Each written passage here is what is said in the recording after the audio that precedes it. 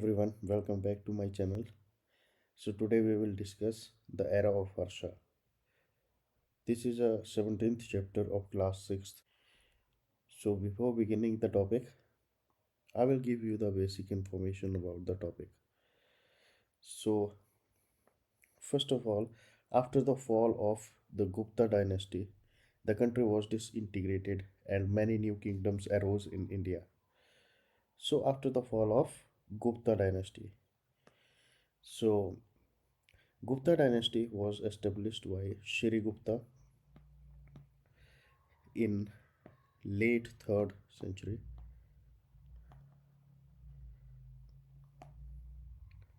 but Chandragupta first was considered as the actual founder of Gupta dynasty, who became first emperor of Gupta dynasty around 320 CE. So let's continue the topic. After the fall of the Gupta dynasty, the country was disintegrated and many new kingdoms arose in India. तो Gupta dynasty के ख़त्म होने के बाद जो हमारी country है वो बहुत छोटे छोटे नए किंगडम्स में बंट गई थी.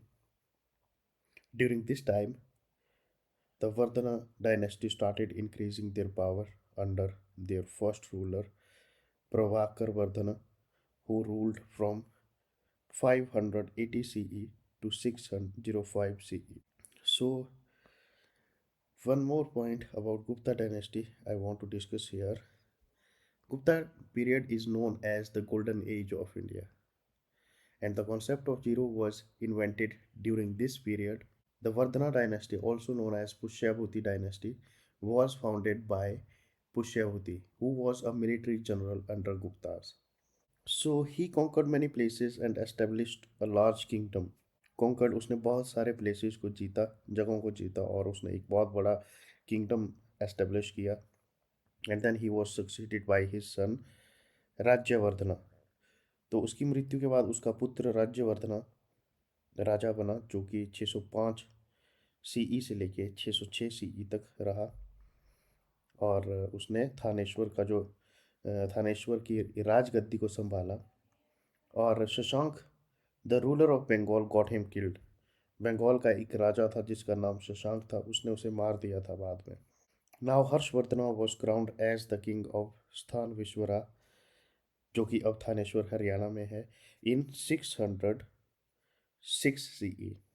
तो 606 सीई में हर्षवर्धना को राजा घोषित किया गया. He was only 16 years old at that time, और उस समय उसकी एज जो थी वो लगभग 16 साल के आसपास थी. We know about this period mainly from 4 sources. इस पीरियड के बारे में जो भी हमारे पास इंफॉर्मेशन है वो लगभग 4 सोर्सेज से हमारे पास है. सबसे पहले contemporary inscriptions. So what do you mean by inscriptions?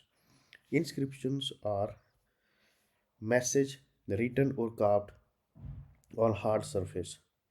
Hard surface such as it may be a coin, tomb, or welding ball,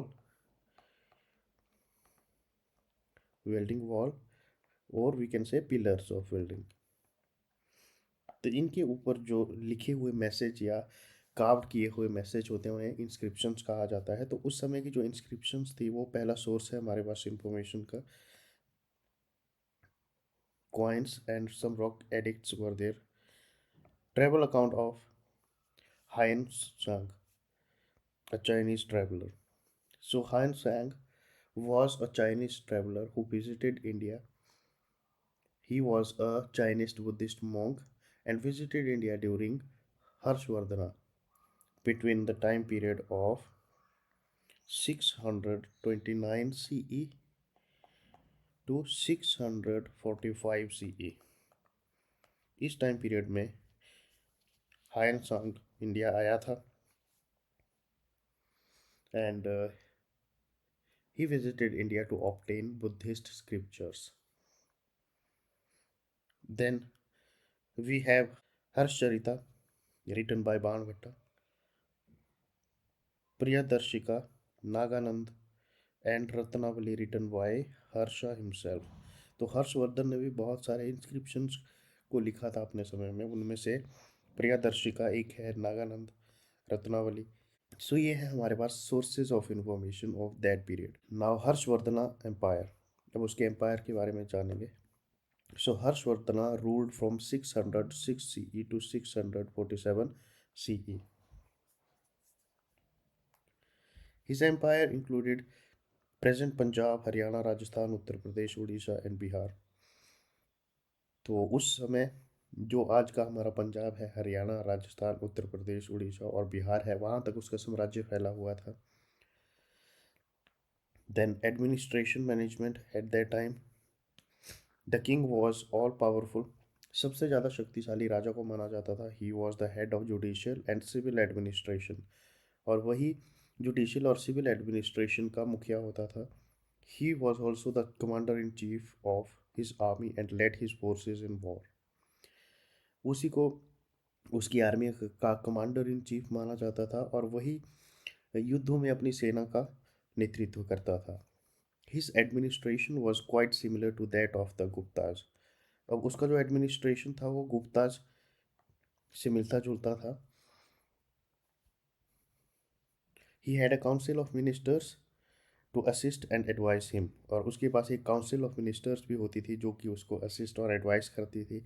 his ministers were known as sachivs और अमात्यास, और उसके जो मिनिस्टर थे उन्हें सचिव बोला जाता था या फिर amatyas. The provinces were also known as bhuktis और देश। तो जो अलग अलग एरियाज थे, प्रोविंसेस थे, उन्हें बुक्तीस या देश के नाम से जाना जाता था। And these were divided into vishayas और प्रदेश, और इनको विश्यास या प्रदेश में फर्दर डिवाइड किया जाता था।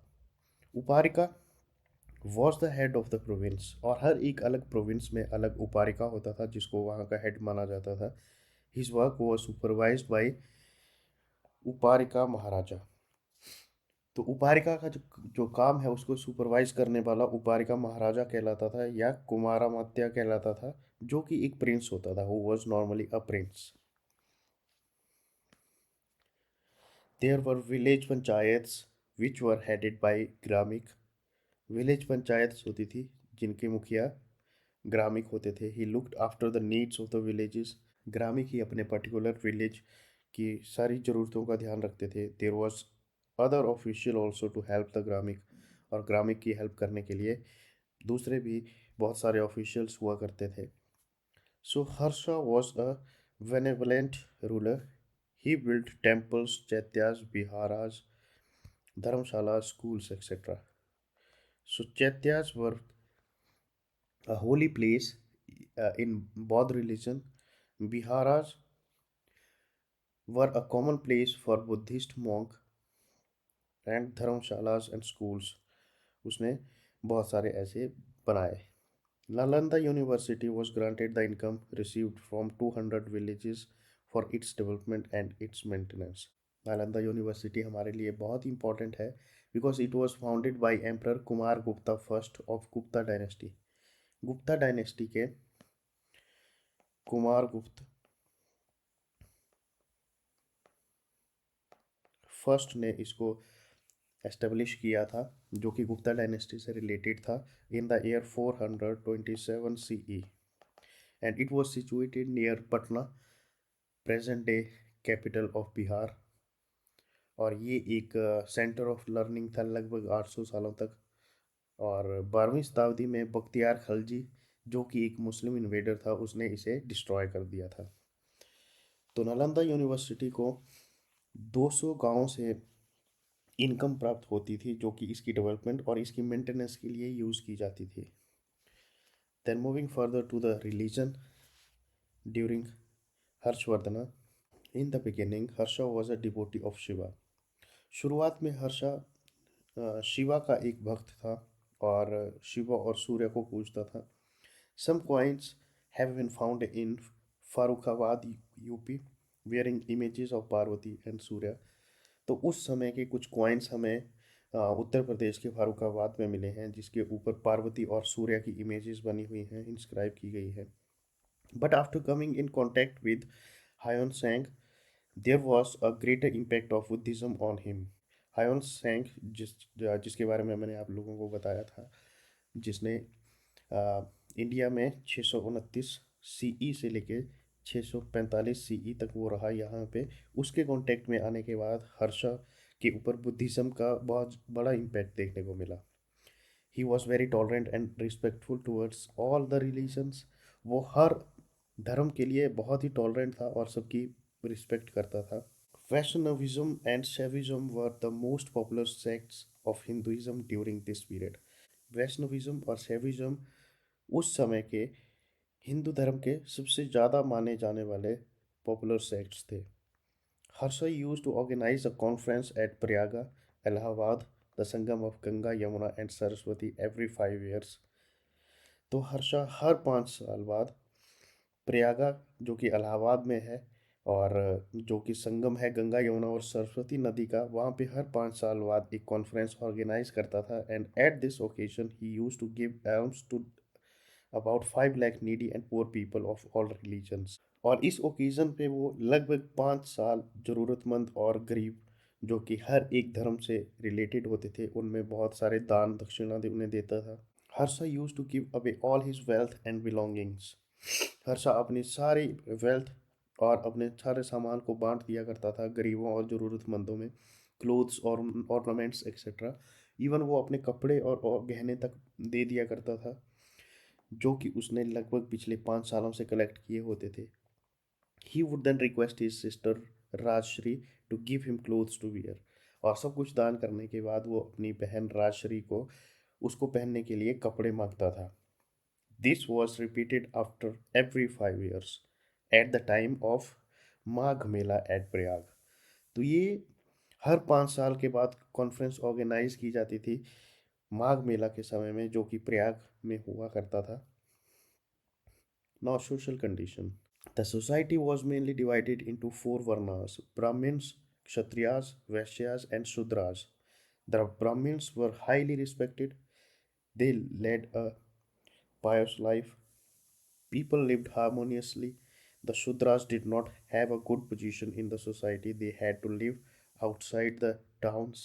तो उस समय सोसाइटी लगभग 4 वर्णों में विभाजित थी, जिसमें ब्राह्मण्स थे, क्षत्रियास थे, वैश्यास थे और शूद्रास थे। और ब्राह्मण्स, उनको सबसे ज़्यादा रिस्पेक्ट उस समय मिलती थी। और ये जो ब्राह्मण्स थे, ये बहुत ही होली या रिलीजियस लाइफ जिया करते थे, और लोग आपस में प्यार से रहते थे। शूद्रास की कंडीशन सोसाइटी में सबसे ज़्यादा अच्छी नहीं थी या बहुत बुरी थी। They had to live outside the towns, और उनके जो घर होते थे वो टाउन से बाहर बाहरी इलाके में होते थे। Okay, now let's discuss the economic conditions. The economy was well developed and people were prosperous and happy. तो इकोनॉमी बहुत अच्छे से डेवलप्ड थी, और जो लोग थे बहुत ही खुशहाल थे और खुशी खुशी ज़िंदगी बिताते थे। Trade was flourishing and Kapisa was the centre of international trade. Trade अच्छा खासा फ्लरिशिंग था, और कपिशा जो एक जगह थी वो सेंटर ऑफ ट्रेड था। So Kapisa at present time, this is in Afghanistan, province in Afghanistan. ये उस समय सेंटर ऑफ इंटरनेशनल ट्रेड हुआ करता था। An ancient port city in Bengal. तो ये फॉरेन ट्रेड के लिए बहुत ही ज़्यादा फेमस एक पोर्ट बंदरगाह हुआ करता था। Agriculture was the main occupation of the people, और लोगों का मेन जो ऑक्यूपेशन था वो एग्रीकल्चर था। दे had to pay 1/6 of the produce as a tax, और सभी फार्मर्स को 1/6 एज अ टैक्स पे करना पड़ता था। Then Nalanda university was an international centre of education. ये बहुत ही इंपॉर्टेंट सेंटर ऑफ एजुकेशन हुआ करता था, international centre of education. It was situated near Patna, the capital of Bihar. It had a very large library. उस समय यहाँ पे बहुत बड़ी लाइब्रेरी हुआ करती थी। Students from all over the world come to study at Nalanda, और दुनिया के हर एक कोने से स्टूडेंट्स यहाँ पे पढ़ने के लिए आया करते थे। After the death of Harsha in 647 CE, the Vardhan empire lost its glory. तो 647 सीई के बाद, हर्षवर्धन की मौत के बाद, वर्धन एम्पायर की जो ग्लोरी थी, उसकी जो इमेज थी, वो धीरे धीरे खत्म होती गई। There was a quick emergence of many small independent kingdoms, और एकदम से बहुत सारे छोटे छोटे इंडिपेंडेंट किंगडम्स बनने शुरू हो गए। In the south Chalukyas and Pallavas become more powerful. और सदर्न इंडिया में चालुक्यास और पल्लवास बहुत ज़्यादा शक्तिशाली हो गए। So this is all about this chapter. I hope आप लोगों को अच्छे से समझ आया होगा। तो जल्दी से इसकी एक्सरसाइज भी कर लेंगे हम लोग। So Thaneshwar is located in Rajasthan is the right answer. Rajyavardhana came to throne in which year? 605 CE. Which one of the following books was not written by King Harshvardhana himself? So, Priyadarshika is written by Harshvardhana, Ratnavali, as I told you, Nagananda, but Harshcharita was written by Banbhatta. So, Nalanda was granted the income received from 200 villages. The Chinese traveler who came to India during Harsha's rule was Hian Shang, Ai Cheng, Fa Hien, and Jatang. So, Hian Shang was the Chinese Buddhist monk who traveled India during the period of Harshvardhana's rule. Part B, fill in the blanks.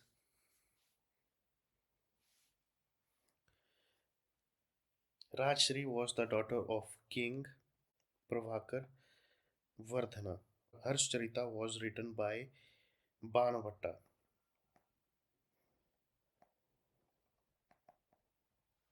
To assist Harsha in administration, there was Council of Ministers.